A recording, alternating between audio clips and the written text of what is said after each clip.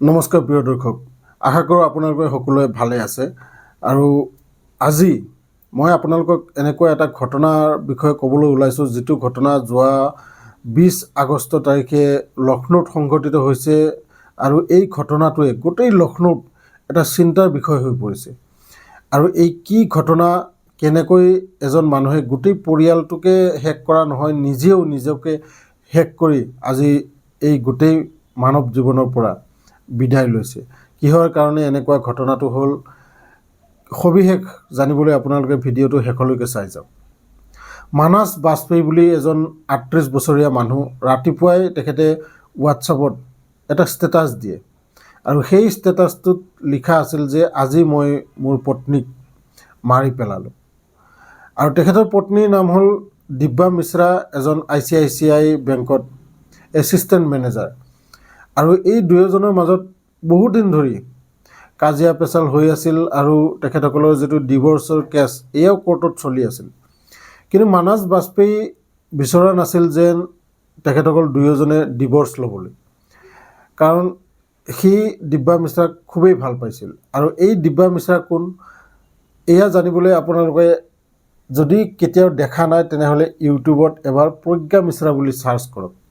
প্ৰজ্ঞা মিশ্ৰাৰ এটা YouTube channel আছে, news channel, যিটোত তেখেতে দিনত 3টা-4টাকৈ ভিডিঅ' প্ৰায় দিয়েই থাকে। আৰু এই প্ৰজ্ঞা মিশ্ৰাৰ ভনীয়েক হ'ল এই দিব্যা মিশ্ৰা। এতিয়া আহক, যোৱাকালিৰ এই ঘটনাটোৰ ঠিক ৰাতিপুৱা 10টা বজাৰ পৰা আৰম্ভ হয়। কাৰণ দিব্যা মিশ্ৰাই ৰাতিপুৱাই নিজৰ বেংকলৈ গুচি যায়। তাৰ ঠিক 1 ঘণ্টামান পিছত গিৰিয়েক মানস বাজপেয়ী নিজৰ বাইকখন লৈ সেই বেংকৰ সন্মুখত গৈ থিয় হয়। আৰু থিয় হৈ তাৰ পৰা এটা ফোন কৰে। ফোনটো দিব্যা মিশ্ৰাক কৰে। আৰু দিব্যা মিশ্ৰাই এই যিটো ফোনটো ৰিচিভ কৰি সোধে কি হ'ল বুলি। তেতিয়া এই মানস বাজপেয়ী কয় যে বাহিৰলৈ ওলাই আহা, মই বাহিৰত ৰখি আছোঁ। তেনেকৈ দিব্যা মিশ্ৰাই বাহিৰলৈ ওলাই আহে। ওলাই অহাৰ পিছত কিছু সময় দুয়োজনে কথা পাতে। কথা পতাৰ পিছত এই মানস বাজপেয়ী নিজৰ পিষ্টলটো উলিয়াই ঠিক কপালত এটা গুলি মাৰে, আৰু এটা গুলি এই বুকুত মাৰে। মাৰাৰ লগে লগে সেই দিব্যা মিশ্ৰা থিতাতেই পৰি যায়। পৰি যোৱাৰ লগে লগে ওচৰ পাজৰৰ যিবোৰ মানুহ আছিল, এই মানুহবোৰে দিব্যা মিশ্ৰাক চিনি পায়, কাৰণ বেংকত তেখেত মেনেজাৰ কৰে। আৰু বেংকত অহা যোৱা কৰিলে প্ৰায়ভাগেই তেখেতক লগ পায়। আৰু কোনো নোহোৱা সুযোগ দেখি এই মানস বাজপেয়ী তাৰ পৰা পলাই যায়। লগে লগে পুলিচ আহি পায় তাত। আৰু পুলিচে ডক্টৰকো মাতি তাত চেক কৰে যে সেই দিব্যা মিশ্ৰা আৰু জীয়াই নাই, তেখেতৰ মৃত্যু হৈ গৈছে থিতাতে। এই কথা গম পাই পুলিচে পষ্টমৰ্টমৰ বাবে বডিটো পঠাই দিয়ে। এতিয়া বিচাৰ খোচাৰ কৰা হয় যে এই মানস বাজপেয়ী গ'ল ক'ত। আৰু এই মানস বাজপেয়ী চিধা তাৰ পৰা নিজৰ ঘৰলৈ যায়। ঘৰলৈ গৈ যিখন মেইন দৰ্জা আছিল, এই মেইন দৰ্জাখন ভিতৰৰ পৰা মাৰি দিয়ে। মাৰি দিয়াৰ পিছত ভিতৰত সোমাই ভনীয়েক প্ৰিয়া বাজপেয়ীক 2-3বাৰ মাতাৰ পিছত ভনীয়েকে ওলাই আহে। ওলাই আহি সেই ভনীয়েকক ঠিক কপালত এটা গুলি মাৰে। আৰু গুলি মাৰি তাইও সেই থিতাতেই মৰি যায়। ইয়াৰ পিছত কিছু সময় বহি এই মানস বাজপেয়ী চিন্তা কৰে যে মই এতিয়া কি কৰিম।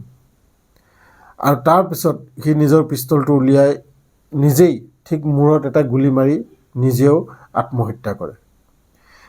আৰু এই গোটেই ঘটনাটো মানুহে বুজি পাবলৈ কিছু দেৰি হৈ গৈছিল। আৰু সেইবাবে যিবোৰে হোৱাটছআপত সেই ষ্টেটাছটো দেখিছে, সকলোৱে দৌৰি দৌৰি এই মানস বাজপেয়ীৰ ঘৰলৈ আহে। আৰু ঘৰত আহি দেখা পায় যে দৰ্জাখন মাৰা। বহুত চেষ্টা কৰি দৰ্জাখন ভাঙি মানুহবোৰে ভিতৰত সোমায়। আৰু ভিতৰত সোমাই দেখিবলৈ পায় যে ভনীয়েক আৰু ককায়েক দুয়োজনে তাতে মৰি আছে। তালৈ পুলিচো আহি পায়। পুলিচে সিহঁতৰ বডিটো পষ্টমৰ্টমৰ কাৰণে পঠাই দিয়ে। এতিয়া ইনভেষ্টিগেশ্যন চলি আছে। কিন্তু ইনভেষ্টিগেশ্যন চলিলেই আজি যিটো এই 3জন মৃত মানুহে ইয়াতো আৰু জিন্দা নহয়। গতিকে এই যিটো গিৰিয়েক ঘৈণীয়েকৰ কাজিয়াৰ মাজত এগৰাকী ভনীয়েক যাৰ কোনো এই সম্পৰ্কৰ লগত কোনো লেনদেন নাই, সেই ভনীয়েকেও আজি প্ৰাণ হেৰুৱাবলগীয়া হৈছে। আৰু এয়া 20 আগষ্ট 2026 তাৰিখৰ ঘটনা। গোটেই ঘটনাটো মই আপোনালোকক বিতংকৈ কৈছোঁ। আপোনালোকে এই যিটো ঘটনা, ইয়াৰ গুগলত চাৰ্চ কৰিব পাৰে বা ইউটিউবতো চাব পাৰে। এই গোটেই ঘটনাটো খুবেই দুখদায়ক আৰু এটা চিন্তাৰ বিষয়।